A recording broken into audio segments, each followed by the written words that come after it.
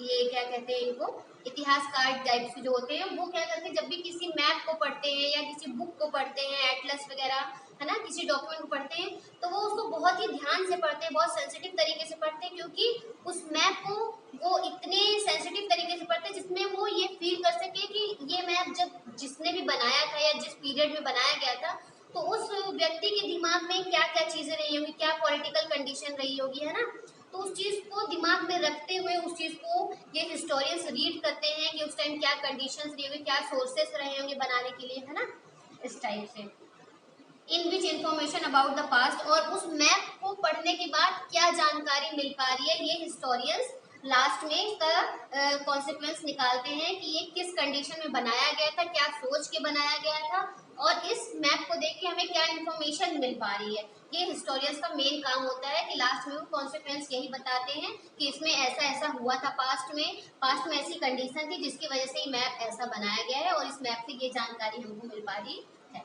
Okay, now देखिए heading है new and old terminologies. अब देखिए नई और पुरानी टर्मिनोलॉजी, मतलब नए नए वर्ड्स और पुराने वर्ड्स में क्या डिफरेंस है, ये हम देखेंगे।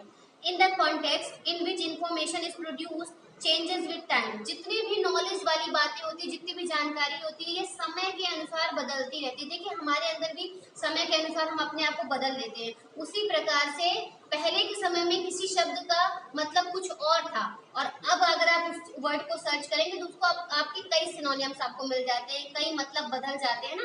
तो वक्त के साथ टर्मिनोलॉजी भी चेंज होती जाती है। टर्मिनोलॉजी समझ रहे हैं ना, वर्ड्स मीनिंग, ओके। उसका कंटेक्स्ट किस चीज में कहा जा रहा है, कंटेक्स्ट के अकॉर्डिंग उस वर्ड का मतलब जो है वो चेंज होता जाता है।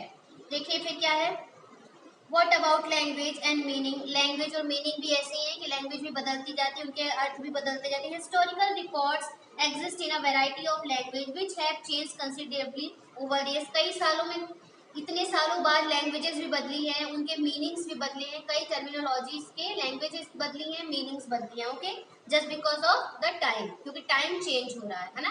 अब हम एंशिएंट से मेडिवल हिस्ट्री में आ चुके हैं, मेडिवल से हम 8th क्लास में मॉडर्न हिस्ट्री पढ़ेंगे, okay. Then medieval Persian for example is different from modern Persian. ये जो मेडिवल जो ये हिस्ट्री हम पढ़ रहे हैं यहाँ के पर्सियन से अब मॉडर्न का पर्सियन क्या होगा, एकदम अलग होगा। मॉडर्न पर्सियन मेडिवल पर्सियन से एकदम अलग होगा है, okay.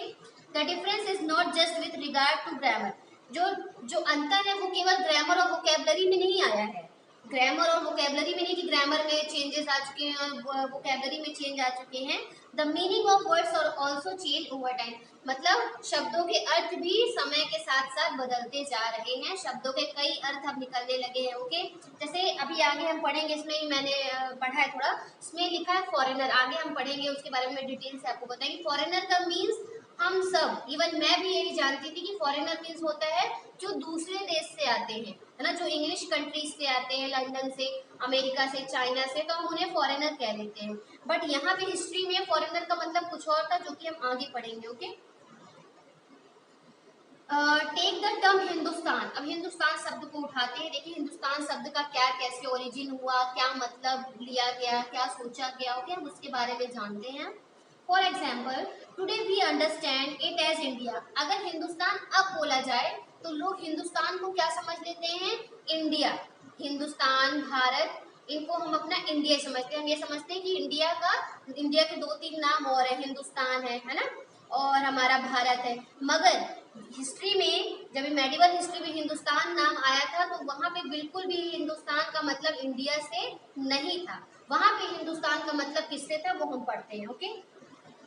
For example today we understand it, आज हम it as India. The modern nation state when the term was used in the 13th century. जब हिंदुस्तान वर्ड को 13th सेंचुरी में यूज किया गया था तो मिनहाज जे सिराज द्वारा यूज किया। मिनहाज जे सिराज एक राजा थे जिन्होंने पहली बार हिंदुस्तान वर्ड का यूज किया था। वो भी किस लिए किया था, a chronicler who wrote in Persian, ये एक क्रॉनिकल थे। मिनहाज जे सिराज जो थे ये क्रॉनिकलर थे जिन्होंने इस वर्ड का यूज किया था। ये एक पर्सियन उन्होंने लिखा था, वो रोट इन पर्सियन, इन्होंने पर्सियन में लिखा था। He mean the areas of Punjab, Haryana and the lands between the Ganga and Yamuna. इन्होंने जब हिंदुस्तान वर्ड यूज किया था तो हिंदुस्तान वर्ड यूज करने का इनका मतलब पंजाब, हरियाणा और गंगा और यमुना के बीच के क्षेत्र को दर्शाने के लिए इन्होंने हिंदुस्तान वर्ड का यूज किया था, है ना। मिनहाज ई सिराज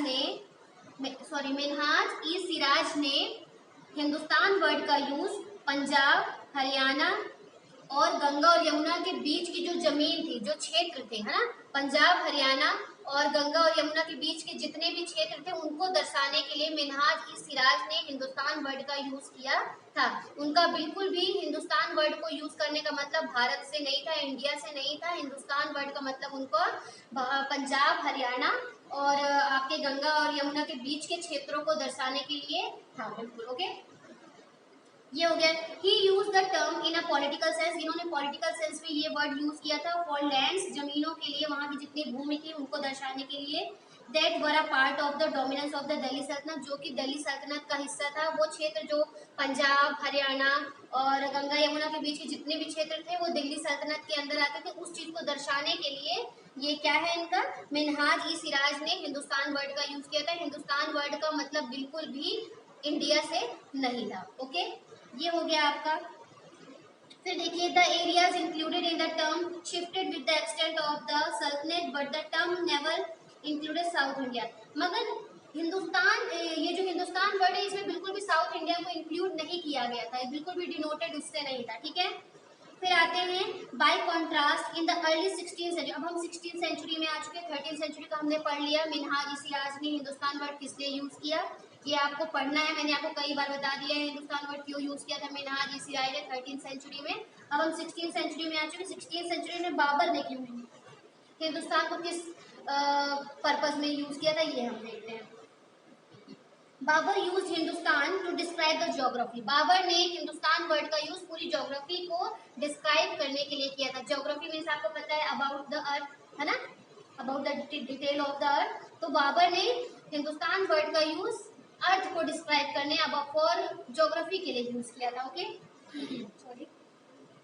द फोना and the culture of the inhabitants of the sub continent, मतलब सब कॉन्टिनेंट्स में जितने फ्लोरा, फौना, पेड़ पौधे, इन सबको दर्शाने के लिए, पृथ्वी को दर्शाने के लिए बाबर ने हिंदुस्तान वर्ड का यूज किया था। हिंदुस्तान वर्ड को यूज करने का मतलब उनका बिल्कुल भी इंडिया से नहीं था।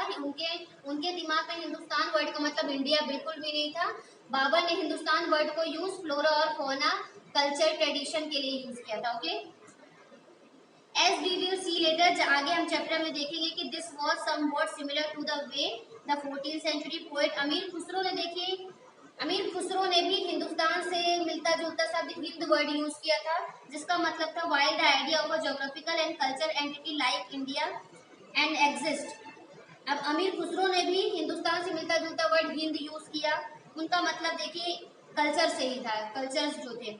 The term Hindustan did not carry the, मतलब ये जो हिंदुस्तान वर्ड है ये पॉलिटिकल एंड नेशनल मीनिंग इसकी बिल्कुल भी नहीं थी। उन्होंने ये बिल्कुल नहीं सोचा था कि हम इसको नेशनल लेवल पे यूज कर रहे हैं ना, पॉलिटिकल लेवल पे यूज करें। इन्होंने बस यहाँ पे पंजाब हरियाणा के क्षेत्रों को दर्शाने के लिए मिनहाज ई सिराज ने यूज किया था। फिर आपको मैंने बताया कि ये बाबर ने जोग्राफिकल पर्पज से बताया, हिंदुस्तान वर्ड को यूज किया। फिर यहाँ बाबर ने हिंदुस्तान से मिलता जुलता हिंद वर्ड यूज किया, while the idea of geographical and cultural entity, ठीक है ना, ये हो गया। फिर देखिए historians today have to be careful about the terms they use because they mean different things in the past. अब हिस्टोरियंस को बहुत सोच समझ कर किसी वर्ड्स को यूज करना पड़ता है, क्योंकि समय के साथ कई सारे शब्दों के कई सारे अर्थ निकल के आते हैं, इसलिए हिस्टोरियंस बहुत सोच समझ के केयरफुली ऑब्जर्वेशन के साथ उन वर्ड्स का यूज कर रहे हैं। Take for example a simple term like foreigner, जैसा कि मैंने अभी आपको बताया था कि फॉरेनर का मैंने एग्जाम्पल लिया था। इट इज यूज टुडे, इसको यूज किया जाता है to mean someone who is not an Indian. आज के जमाने में हम फॉरेनर मीन्स क्या समझ रहे हैं? फॉरेनर मीन्स हम समझ रहे हैं जो इंडिया का नहीं है, जो दूसरी कंट्री से हमारे देश में एज अ टूरिस्ट आता है, उसे हम क्या कह देते हैं कि देखो वो फॉरेनर है। बट मेडिवल हिस्ट्री में फॉरेनर का मीन्स क्या था कि अगर जिस गांव के हम हैं, अगर कोई भी नया इंसान आ रहा है वो हमारे गांव का नहीं, हमारी सोसाइटी का नहीं, हमारी कम्युनिटी का नहीं, अगर वो किसी और गांव से हमारे गांव में आ रहे हैं तो हम उसे फॉरेनर कह दिया करते थे। ये मेडिवल हिस्ट्री में फॉरेनर का मीन्स था। मगर आज की हिस्ट्री में क्या है? आज की हिस्ट्री में अगर कोई भी दूसरे देश का व्यक्ति हमारे देश में एज अ टूरिस्ट आता है घूमने फिरने, तो हम उसे फॉरेनर कह देते हैं ना। तो एंशियंट हिस्ट्री में मेडिवल हिस्ट्री में और मॉडर्न हिस्ट्री में कई सारे चेंजेस हुए हैं वक्त के साथ। ओके, तो ये जो है अब आगे हम कल पढ़ेंगे। ओके, क्योंकि काफ़ी लेंथी हो जाएगा वीडियो। Okay, thank you.